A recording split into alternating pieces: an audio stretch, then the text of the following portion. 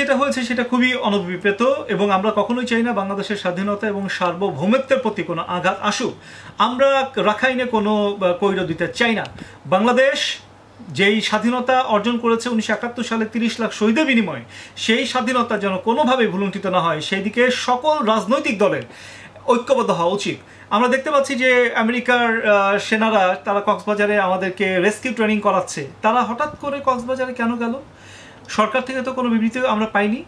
আজকে সেন্ট মার্টিনে তারা যাচ্ছে, এই বিষয়ে তো সরকার আমাদেরকে কোনো কথা বলেনি। আমরা যে শুনে আসছি যে সেন্ট মার্টিন তারা চাচ্ছে, এটা কি তাহলে সত্য কথা? বাংলাদেশের জনগণ সেন্ট মার্টিনে যেতে পারে না, আমেরিকার সৈন্য কেন সেন্ট মার্টিনে যায়? কেন তারা কক্সবাজারে গিয়ে রেস্কিউ ট্রেনিং করায়? এগুলো আমাদের কাছে মনে হচ্ছে যে একটা অশনি সংকেত, একটা বড় ধরনের ষড়যন্ত্র বাংলাদেশের স্বাধীনতা এবং সার্বভৌমত্বের প্রতি।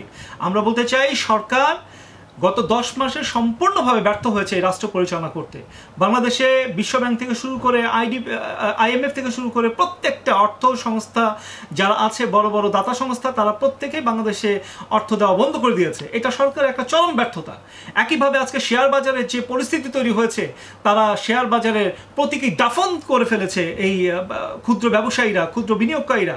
কি কষ্টে তারা আছে। আজকে পুঁজিবাজার একেবারে শেষ পর্যায়ে চলে গেছে। অর্থাৎ শেখ হাসিনার আমলেও পুঁজিবাজারের বেহাল দশা ছিল, এই সরকার আমলেও পুঁজিবাজার বেহাল দশা।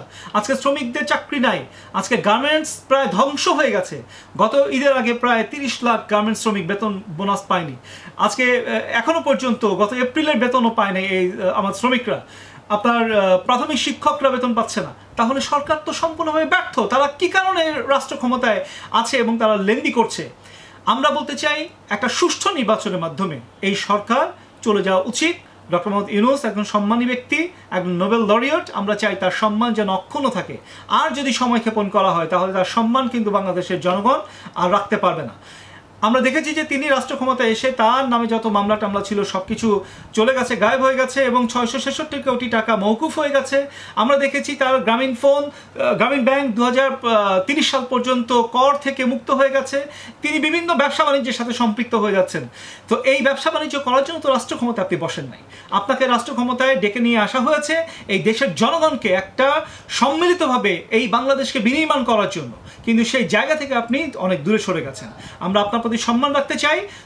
এই 2025 সালে 30শে ডিসেম্বরের মধ্যেই একটা সুষ্ঠু নির্বাচন দেন, নির্বাচন দিয়ে নির্বাচিত সরকার হাতে ক্ষমতা হস্তান্তর করেন, তাহলে জনগণ আপনাকে সারা জীবন মনে রাখবে। এই উপদেষ্টা আসিফ মাহমুদের APS-কে তো বহিষ্কার করা হয়েছে। কেন বহিষ্কার করা হয়েছে? দুর্নীতির তথ্যের কারণে। তার বিরুদ্ধে প্রচুর দুর্নীতির তথ্য এসছে।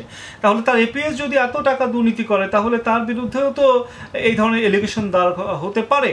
এবং আমরা তো অনেকভাবে দেখছি যে তার বিরুদ্ধে অনেক ধরনের দুর্নীতির তথ্য আসছে। তাহলে সে কেন এখনো পর্যন্ত তার যে পদ, সে পদে এখনো সে আছে? তার তো অবশ্যই পদত্যাগ করা উচিত।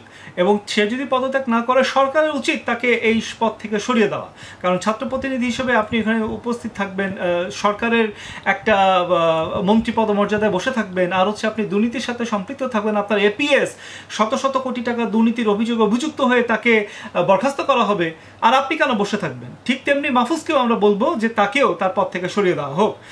এখানে এনসিপির আরো একজন যে কিনা নেতা ছিলেন, 400 কোটি টাকার এনসিটিভির আপনার দুর্নীতি তথ্য তার বিরুদ্ধে এসছে এবং তাকেও কিন্তু কোনো আইনের আওতায় আনা হয় নাই। শুধু দেখেছি আমরা দুদক থেকে নাকি তদন্ত করছে। দুদক থেকে তদন্ত করতে এত সময় কেন লাগে?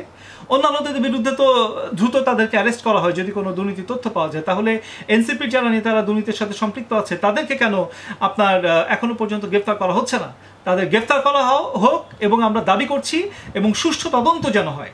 যতগুলো এই দুর্নীতি তথ্য গণমাধ্যমে এসছে, প্রত্যেকটা দুর্নীতি যেন সঠিক তদন্ত করা হয় এবং সেই তদন্ত অনুযায়ী যেন তাদের বিচার করা হয়। জনগণের টাকা নিয়ে ছিনিমিনি খেলার সেই সুযোগ এখন বাংলাদেশে আর হবে না।